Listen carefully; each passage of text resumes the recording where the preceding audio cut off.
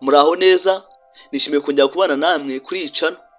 Mwisano kubana namwe ni by'agaciro gakomeye cyane kuri twebwe, nubwo rimwe na rimwe benshi batayimenya.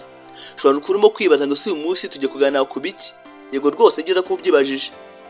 Ese hari umukobwa ukunda ariko ukibaza uti nigena nakora kugira ngo nawe nkunde kurushaho? Yego rwose no gushaka kuba hafi yo kwenda uko mwabitekereza. Kubera ko hari abasore batekereza ko kugira ngo umukobwa bakunde bagomba kumuhahira ibirenze cyangwa se bakamwandikira buri munsi. Oya, ibyo ntabwo bikiyezweho. Ariko kugira ngo umubano ukomere cyangwa se ukuri no kumubano mwiza utubako n'amafaranga gusa.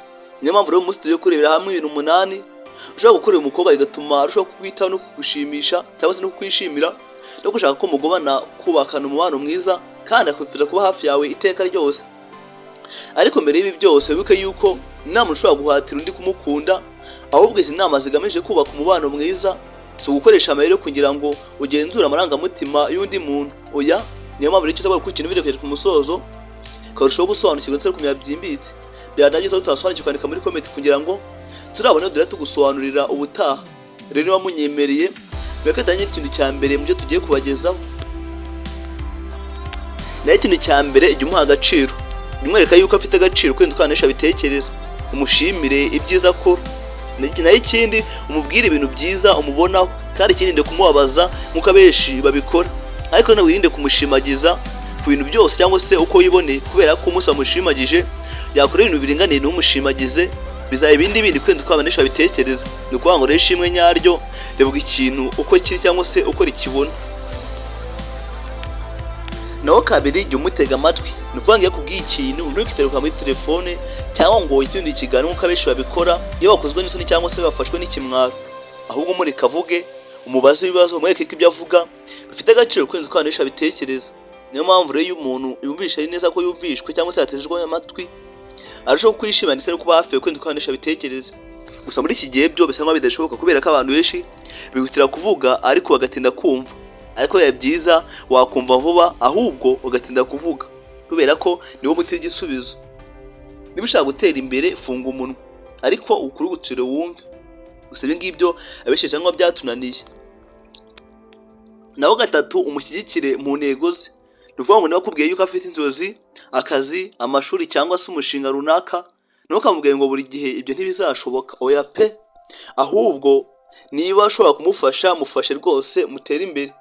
Umushishikarize gukora cyane no gukwana imbaraga ndetse n'imbaduko. Mwereke yuko ushaka gutera imbere atari uko ashaka cyangwa ko ushaka yuko ubuzima bwe bwose bugucikaho, kubera ko umubano mwiza utuma abantu bakura, ntabwo bagabanyiriza ubuzima cyangwa ubagwingirize ubuzima nk'uko abenshi baba babitekereza.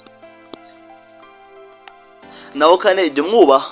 Niba ari ikintu atemera ubaha igitekerezo cye, kubera ko buriya hari impamvu atacyemera neza. Niba atiteguye gukora ikintu runaka ntukayimuhatire, kubera ko buriya urukundo nyarwo ntabwo rukoreshwa n'agahato, ahubwo ni ubwumvikane cyangwa se kuganira ku kibazo runaka mugashaka igisubizo mushaka kandi cyiza.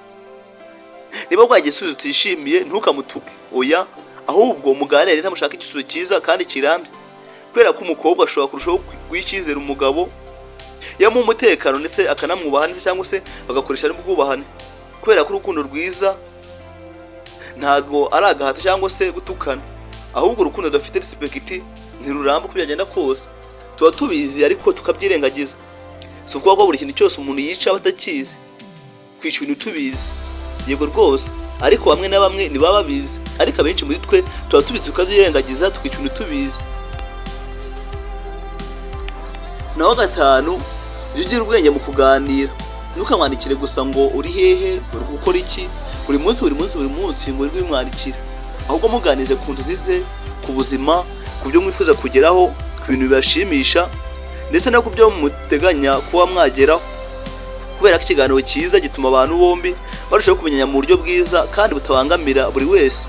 Gusa ibyo ngibyo ngo byatunaniye kubera ko ahubwo ngo dukoresha ibiganiro ubwo dukoresha umujinya muranduranzuzi kwenza uko mwabitekereza. Gusa abo ngabo nabo bitera kubona yuko bibeshye. Naho gatandatu mukorera utuntu duto tw'urukundo.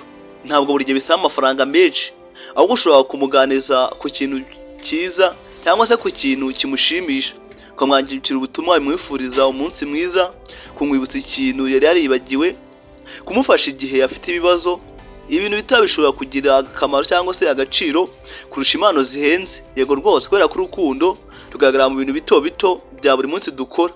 Nubwo abenshi bibwira yuko bisaba impano zihenze, ariko bitoya rwose aribyo bigaragaramo urukundo nyakuri. Naho karindwi, gira ubwenge bwo kumuha umwanya. Kuba umuntu umukundana ntibivuze yuko ugomba kuba uri kumwe nawe amasaha 24 ku yandi. Oya, ahubwo nawe afite ubuzima bwe. Niyo mpamvu nawe ugomba kugira ubuzima bwawe. Ugakora akazi kawe, jya wiga, jya ukurikirana intego zawe, jya ubana nawe cyangwa se jya ubana n'inshuti ndetse n'umuryango mu buryo bumwe n'ubundi. Niyo mpamvu rero iyo abantu babiri bafite ubuzima bwabo bwite ariko bagahitamo kubusangira, umubano wabo urushaho kugenda neza ndetse ukagira ubuzima bwiza kwezi kwa mwabitekereza. Gusa ibyo ngibyo abantu benshi bisa nko byatunaniye ugereranyije n'ababikora. Naho 8, ubumuntu wizerwa. Iri ririmo amagambo akomeye cyane gusa benshi birengagiza. Iyo bavuze yuko uzakora ikintu, gerageza kuba wagikora. Ntukabishyire umukobwa kugira ngo abashe kuba yakwemera. Oya, niba wamusezeranyije ibintu, gerageza kuba wabikora, cyangwa se ntukamusezeranye utazakora. Kandi ntugakunde kubeshya umuntu cyangwa se ntugakunde kuba umuntu umwe iri kumwe n'uwo mukobwa cyangwa se n'uwo muntu, hanyuma ngo nugere hanze wenda undi muntu ujya inyoni nyinshi cyangwa se wihinduranye. Ni ukuvuga ngo rero iyo amagambo yawe we n'ibikorwa cyangwa se amagambo yawe n'ibikorwa, icyizere kirakura kwezi kwa mwabitekereza. Ni ukuvuga ngo rero aho ni icyizere gishobora kubaka urukundo kwezi kwa mwabitekereza. Gusa abantu benshi babura ukwizera, maze urukundo rugapfa kwezi kwa mwashaka kuba babitekereza. Dore kuri gukomeye, niba ushaka umukobwa ko akwitaho, ntukibande ku mushahara gusa, ahubwo ibane ku kwiyubaha, uwo umugabo ufite intego, uwo umugabo wizeye, uwo umugabo wubaha ndetse umugabo wizerwa, ndetse umugabo ushobora kumva ko no gushyigikira umubano wabo cyangwa se uwo bakundana. Kandi niba umukobwa atagushaka, ubaye icyemezo cye buriya hari impamvu atagushaka, kuko urukundo nyarwo ntiruhatirwa cyangwa se ntuhatira umuntu kugukunda, kubera ko umuntu ugukunda koko azakuba hafi yawe kubera ko uwo uriwe ntabwo byagusabye gukoresha amayeri menshi. Oya, niba rero niba video yagufashije cyangwa kugira akamaro, ntuzacikwe niyo tuzavuga ubutaha, kuko tuzavuga amabanga 7 atuma umukobwa akwizera cyane kurushaho kwenda twabitekereza. Muri video ikurikiyeho tuzavuga ibintu 7 cyangwa se ibintu bishobora gutuma umukobwa akubona nk'umuntu wizerwa kandi akumva ko ufite umutekano mwembi cyangwa se kuri mwese. Rero komeza kurikira kuko utavugwa, ukanda subscribe ndetse kugira ngo utazanacikwa na video zakurikira ko yakazakomeye cyane kwenda kwa mwabitekereza.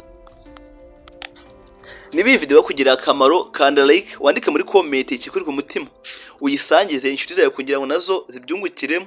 Yego rwose. Ese ho ni ikihe kintu ubona gituma umukobwa arushaho kwishimira no kuba hafi y'umuhungu? Andika muri comment icyo utekereza. Murakora cyane kuri kutavugwa. Turongera kubonana mu yindi video y'ubutaha. Nk'ibisanzwe rero ni Prince Umuragwa.